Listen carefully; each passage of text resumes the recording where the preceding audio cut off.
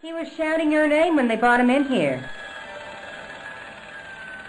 Now, let me see. He was on Ward B12, as I recall. Oh, he's being transferred to... Oh, dear. He's on Ward J2. That's Nurse Grendel's ward. What's so bad about Nurse Grendel? She runs that ward like a South American prison. Keeping a well-disciplined ward isn't a crime, is it? Well-disciplined.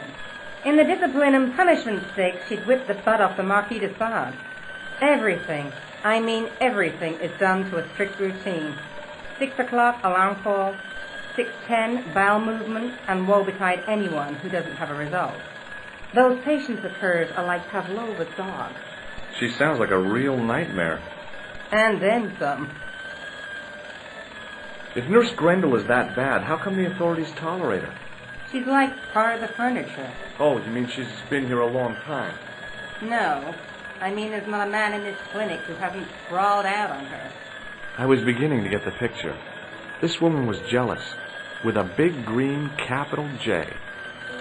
How do I find Nurse Grendel's ward? Down the corridor on the left. Turn right at the senior consultant's washroom. Right again at the executive coffee lounge. Bear left past the administrator's sauna. And turn left at the end. That's J2. And good luck. Thanks for your help, ma'am. You're welcome.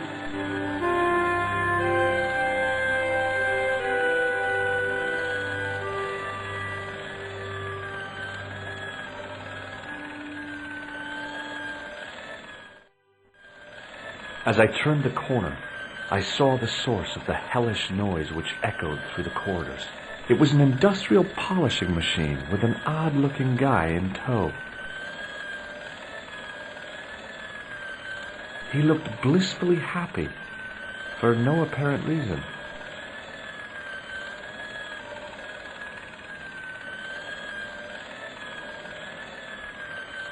It was a life-sized marble figure of a guy in robes. The sculptor had tried to give him a look of paternal authority and concern. To my mind, he looked just plain constipated. It was a classic example of functionalism, like an early Soviet spacecraft. I almost expected to see a dog or a monkey leap out.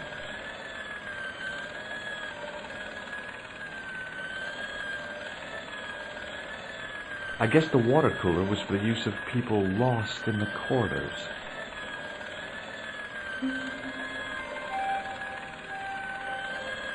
Maybe the face of the unaccountably happy domestic had made me unduly suspicious. I mean, I knew it was only my imagination, but the water tasted, well, peculiar.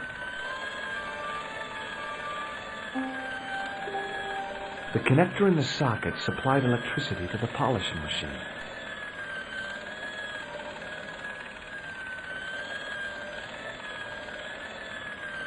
I wasn't in the mood for shining floors.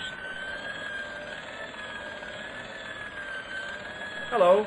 What's that? I said hello. Oh, hiya. I'd like to talk to you for a minute. That's what I thought you said. Don't look so down in the mouth. No matter how bad things seem, I never let life get on top of me. Oh, yeah? What's your secret? Why, it's easy. All you have to do is smile and whistle this little tune. You know what?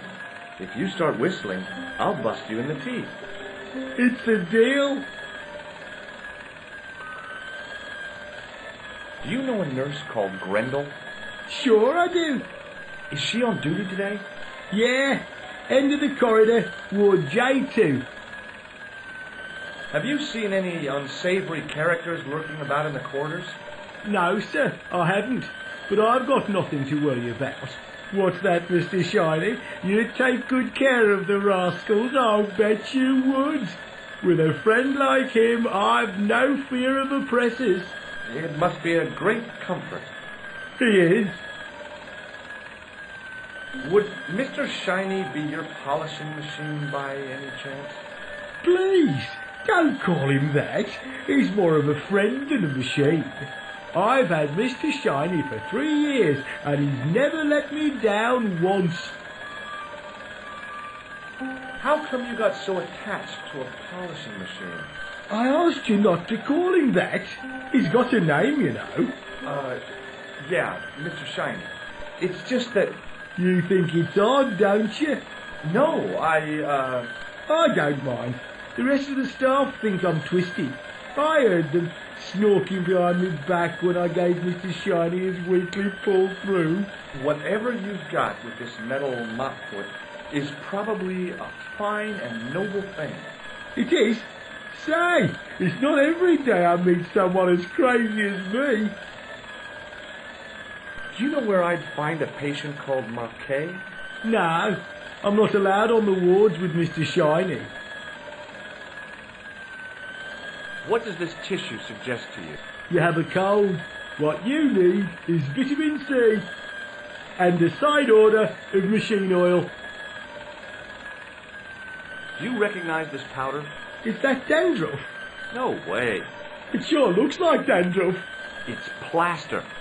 Ugh. Would you like to shake my hand? Not until I'm washed, if you don't mind, sir. You can pick up all kinds of things in a hospital. Like nurses, right? No, sir. Bugs and germs. And fungal infections. Would this tool be any use to you? No, sir. Mr. Shiny has no user-serviceable parts.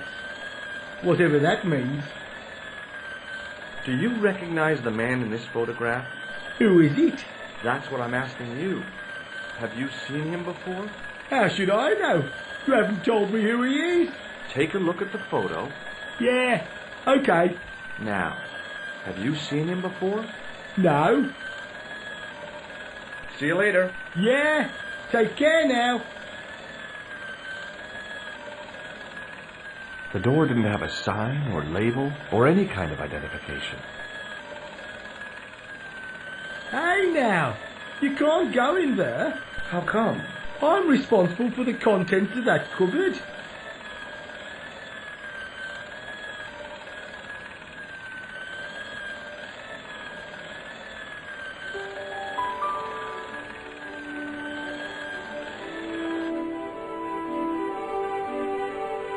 As I tugged the plug out of the socket, the polishing machine coughed, spluttered, and died. Mr. Shiny, what's wrong, pal?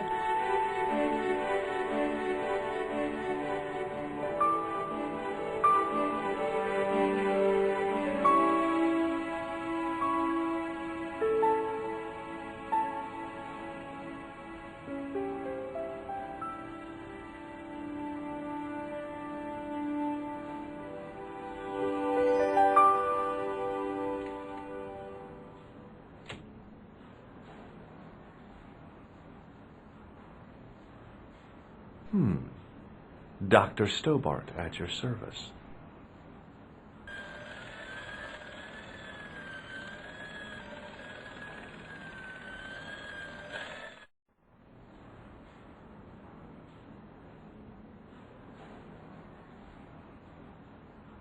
Good afternoon, Doctor. Oh, hi. Is this Ward J2?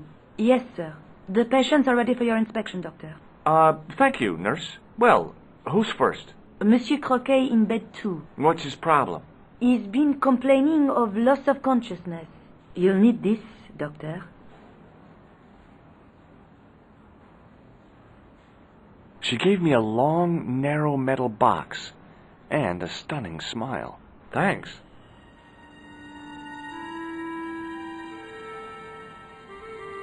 Hi, I'm Dr. Stobart.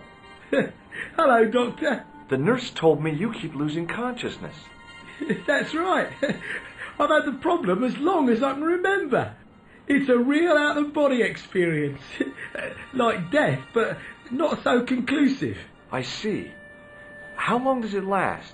Just a fraction of a second, and then I recover. I might not have been a doctor, but I was formulating a diagnosis all the same. This guy was nuts.